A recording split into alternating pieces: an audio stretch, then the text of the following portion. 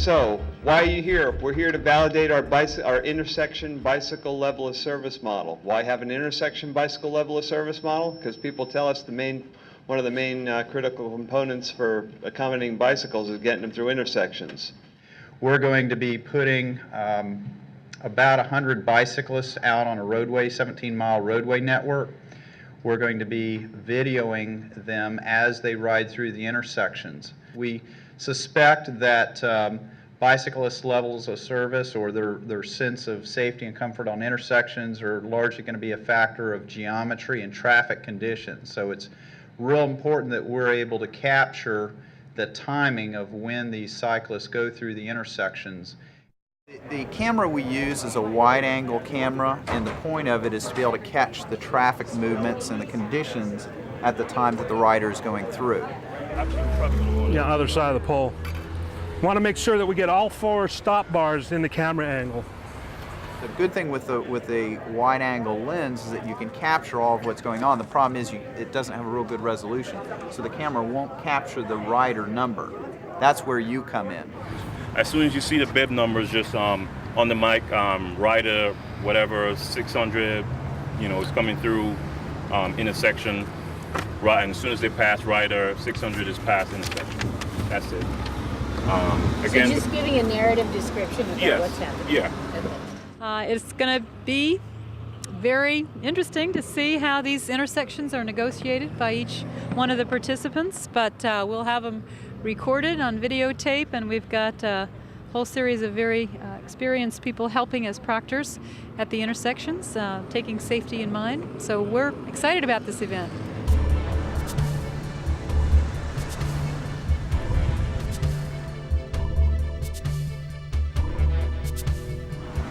Right now we're just making sure all the VCRs got time on them and making sure cameras are focused in right, making sure it's recording and making sure our help is okay and they're taken care of, and just gonna do this on every single setup, making sure it's okay on everyone. Okay, let's go. We went through the whole registration process last night. When you hand them the packet, the bibs, the course card, the whole 9 yards, then you check them off right here.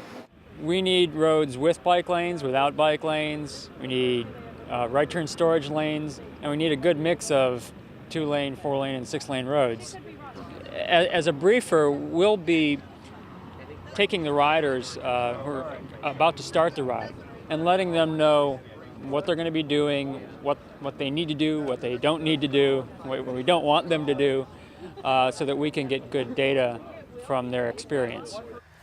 We want you to ride just as you normally would. We don't want you to act any different than you normally ride. We do, however, insist that you try to ride separately. We know that people will bunch up occasionally at intersections, but we want you to stay apart through the majority of the ride. As far as grading the intersections, you're going to circle the letter grade that best corresponds to how you feel going through the intersection, your sense of comfort and safety and even delay of going through that intersection. The A through F scale is just like you had in elementary school. A is great, F is terrible.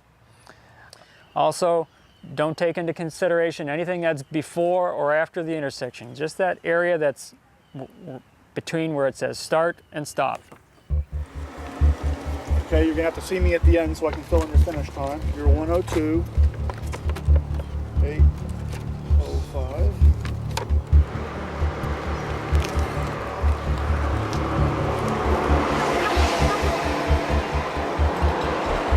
Try to keep your spacing. We're putting you on 90-second intervals. And if you pass somebody, that's fine, but try to keep your spacing at least through the intersection because it does adversely impact the research results. And we've got about 1 minute before I can let you go.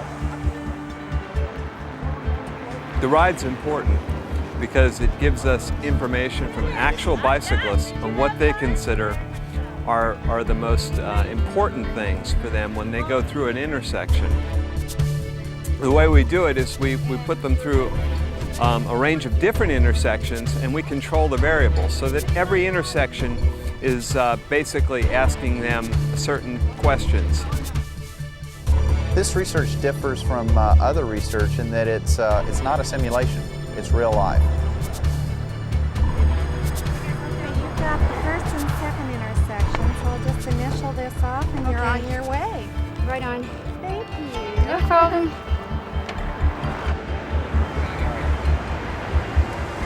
120, rider 120. There's been a pretty broad range of riders. Some are doing what an effective cyclist should be doing, and that's staying as far right as possible, but in the through lane. Some people are proceeding through the intersection in a right turn only lane, which if there was a car behind them, they could easily get hit. Some people feel a little more confident riding on the sidewalk. We would expect some of the factors that affect bicyclists through intersections are going to be common to what affect them on the roadway, and that is traffic volume, traffic speed, percent of trucks. We also would expect to see geometric factors in intersections, such as the number of through lanes, whether there are right turn lanes present or not. Good talking to you.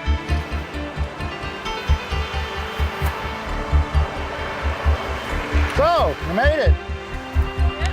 Back at 12:33, 151, back at 152, 12:34.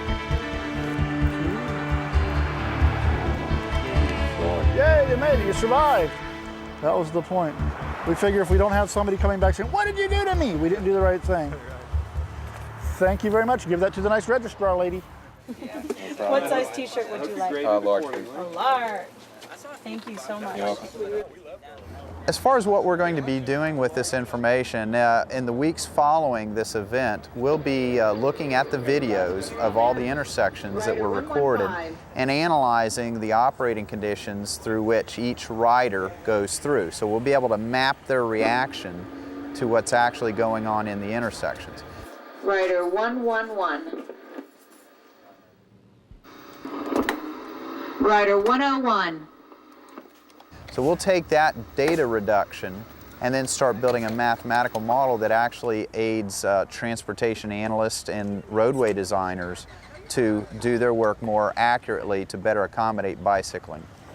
So the hypothesis that increased radii was worse for the bicyclists was false.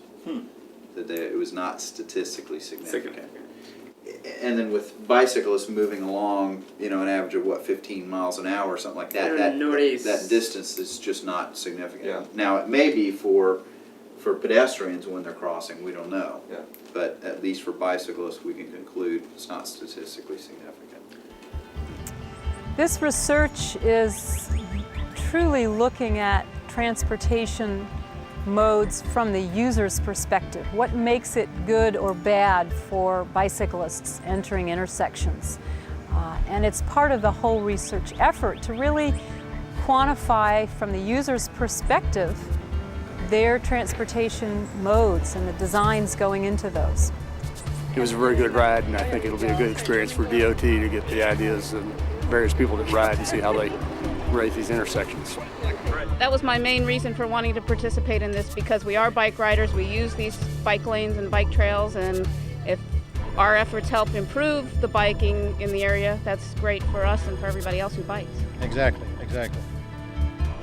Now that we know for certain what the bicyclist feels going through the intersections, we can design those intersections better to accommodate bicyclists. It was a ride for science, and I think it came out well that way.